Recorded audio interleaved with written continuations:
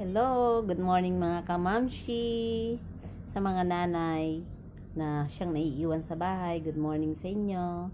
Andito ako sa aking YouTube channel ngayon para magbahagi ng isang munting kaalaman na makatutulong sa ating mga nanay, na siyang laging gumagawa ng paraan para sa solusyonan yung mga munting problema natin sa tahanan, lalo na sa ating pamilya, sa mga member ng ating pamilya, especially sa ating mga anak. May tuturo ako sa inyo isang paraan na the best at mura lang, pangkaraniwan, nakikita lang natin sa mga tabi-tabi, pero napakainam niya sa ating kalusugan. Sa nauuso sa atin ng mga karamdaman ngayon, ng ubo, sipon, lagnat, pangkaraniwan trangkaso, pero sa ngayon, dati pangkaraniwan, pero sa ngayon malala na siya kasi sintomas na siya ng COVID. Pag meron ka ng ubo, sipon, samahan pa ng lagnat. Dati, trangkaso yon. Pero ngayon, COVID na siya. Sabi nga, nakaka-touch nga magkasakit ngayon. Kasi pag nagkasakit ka na, pag umuubo ka, may lagnat ka, ang dami nag-aalala sa'yo. Ang dami nagmamalasakit kasi baka may COVID ka na daw. Ika-quarantine ka kagad. Ganyan ngayon ang panahon. Sabi nga ng isang laging salitain, pag lumingon ka, akin ka. Pero ngayon, pag umubo ka, abo ka. Kaya eto. Naisip ko ituro sa inyo isang best steps. Tumitigas na yung aking salita. Best step tips.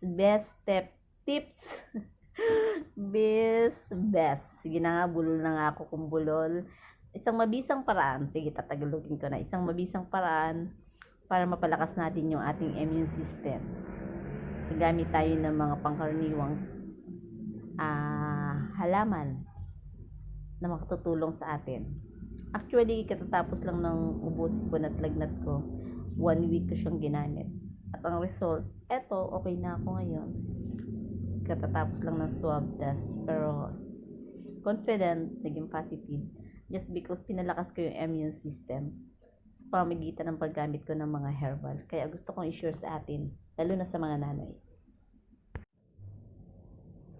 Yan yung gagamitin natin. Etong kapiraso ng luya at lemon at honey. Yan yung gagamitin natin. And then magpapakulo tayo ng tubig. Ipakikita ko sa inyo after na magawa ko magpapaboil muna ako ng tubig, then ilalagay ko yung luya. Siguro naman lahat alam natin kung paano magpakulo ng tubig at ilagay ang pinitpit na luya. Okay. Ito na, nilagay ko na dito yung pinakuloan kong luya. Hindi siya nilahat. Saka tumapang siya. Ngayon, hirap nang magsasariling sikap sa akin pag may video. Kasi si Lolo eh. Ngayon, lalagyan ko na siya ng honey.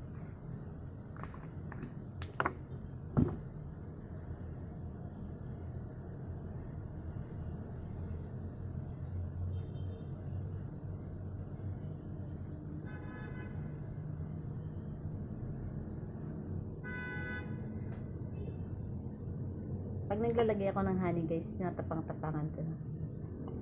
Kasi pwede naman nating inumin tong honey ng pure.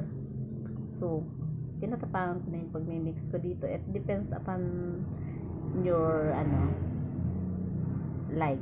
need or like. Depende sa gustuhan niyo. Pero ako naglagay ako ng 3 kutsara kaya. Bango ng honey. Parang siya. Parang natural siya. Naamoy ko talaga yung amoy ng pagkahani niya. So, na-mix ko na yung honey mga guys. Tikman ko nga. Ang sarap niya. Kasi ang lasa ng honey siya. And next, ika-crack ko itong lemon.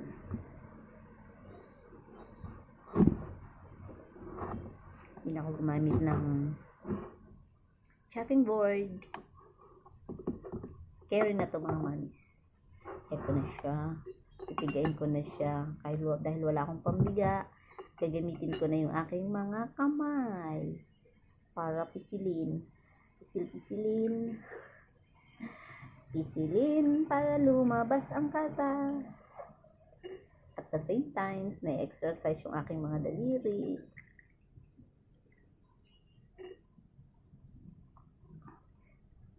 Siguro, kabiyak lang yung ilalagay ko. Kasi baka super asin. Lagay ko na lang sa rep yung isa. Then, maybe tomorrow, gagamitin ko ulit siya. Then, stir. And stir. Haluin ko na siya ng haluin.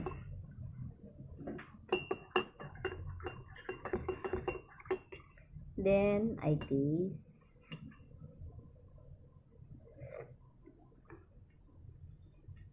Sarap niya, guys. Pero I think, gusto ko mas matamis. So, hindi ko na siya tatakalin. Dadagdagan ko na lang siya.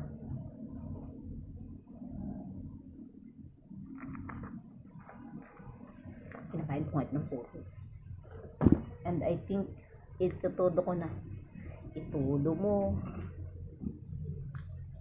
Hanggang maubos.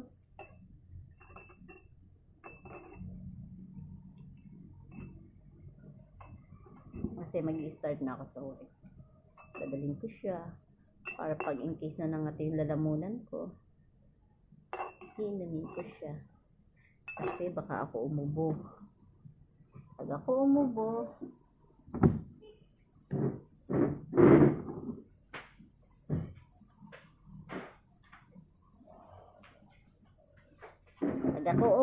alam nyo na, abo ka.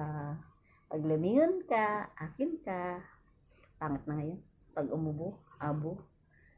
Buti pa yung dati, pag lumingon ka, akin ka. Pinalta na kasi.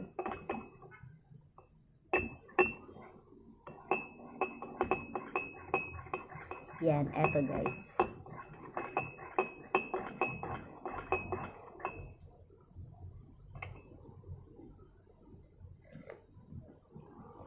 Oh, perfect. Sarap niya. Magugustuhan to ng mga anak nyo, mga nanay. Kasi matamis, naghahalo talaga yung tamis at asin niya. Lalo na sa mga bata. Kasi yung mga anak natin, yung mga maliliit. Ako kasi malalaki ng mga anak. Ilalaki ko na sila. Kailangan nila neto para sa baga. Kailangan kasi laging malakas yung baga. Pag mahina kasi yung baga, lagi siyang sipunin. Lagi siyang ubuhin. Ang sarap. Yan guys yung simpleng tips ko para sa simpleng ubo at sipon. Pero pinalalala sa panahon ngayon. Sa panahon ngayon, malala na siya. Ito yung simpleng tips ko. Sa dati, simpleng karamdaman. Pero sa panahon natin ngayon, malala na siya. Kasi nakaka-touch ngayon magkaubo. Nakaka-touch ngayon magkaroon ng lagnat. Kasi buong kapitbahay natin nag-aalala. Hanggang sa barangay pa nga nag-aalala eh. Kahit di mo nga kakilala, nag-aalala sa'yo pag umubo ka eh.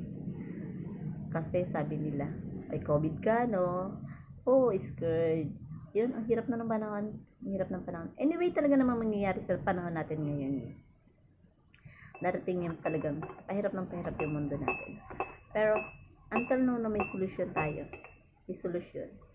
May mga nilikhaan Diyos na mga halamang gamot na talaga namang akala natin not good for our body. Pero, mas mabisang solusyon pala. Sabi nga, nagkakaubos na ito nga nag-uso, nagpasok yung January, nagkakaubos na ng mga gamot sa lagnat, sa ubo. Pero marami naman tayong makukuha ng mga gamot na pwede natin gamitin. Hindi siya, kasi malaki yung pagkakaiba ng herbal sa gamot. Ang herbal kasi, hindi yung sakit ang pinupuntahan natin nito. Ang herbal kasi, ang pinupuntahan niya is yung ating immune system. Pinalalakas niya yon para maging malakas yung katawan natin paglaban sa mga virus. Ang gamot kasi, ang dinidirekta niya yung sakit natin para mabilis siyang gumaling. Yun yung dalawang pagkakaiba. Yun yung dalawang pagkakaiba ng herbal sa gamot. Pero, sa gamot kasi may mga side effect. Like kung lagi mo siya iniinom, tulad sa liver, sa bato natin, yan, gano'n. Pero sa herbal, ang pinalalakas nito ay yung ating immune system. Kaya, for me, hinalaki ko yung mga anak ko sa paggamit ng mga herbal. As long as, lagi kong, pag may nakita akong konting sintomas, ginagamit ko kagad sa kanila, panggamot, is herbal. Buti na lang, lumaki ako sa isang mahirap na pamilya na dependent sa mga herbal. So yun, na-adapt ko. Magagamit ko pala yun sa panahon na may asawa na ako at may mga anak. Magagamit ko siya na sandalan din. Hindi rin ako masyadong nag-defend sa sa mga may mga sa mga gamot na may mga side effect. More on herbal ako as long as kaya. Yun, sa herbal ako. Okay guys, sana nagustuhan niyo yung aking content tips. Mag-start na ako sa aking work. Babaunin ko na siya. And thank you sa magkiklik na thank you sa magkiklik ng aking channel, and don't forget to subscribe naman. Paki-support niyo naman yung aking munting channel. Please subscribe. Paki-hit nyo na rin yung bell button para updated kayo sa marami ko pang mga ibabahagi sa inyo. And also, paki-click na rin ng like. At comment below na lang din kayo para masagot ko kung ano yung mga tanong nyo pa. Kung about herbal lang naman, sasagutin ko siya. Kasi ako talaga, more on herbal ako. So, okay guys, yun lang. And thank you very much sa inyo. God bless po sa inyong lahat. Good luck. At sana po itong kaunting binahagi ko sa inyo ay malaki yung maitulong sa inyong mga mahal sa buhay, sa mga nanay na makakapanood dito. Thank you very much. At na-click nyo yung channel ko. Don't forget.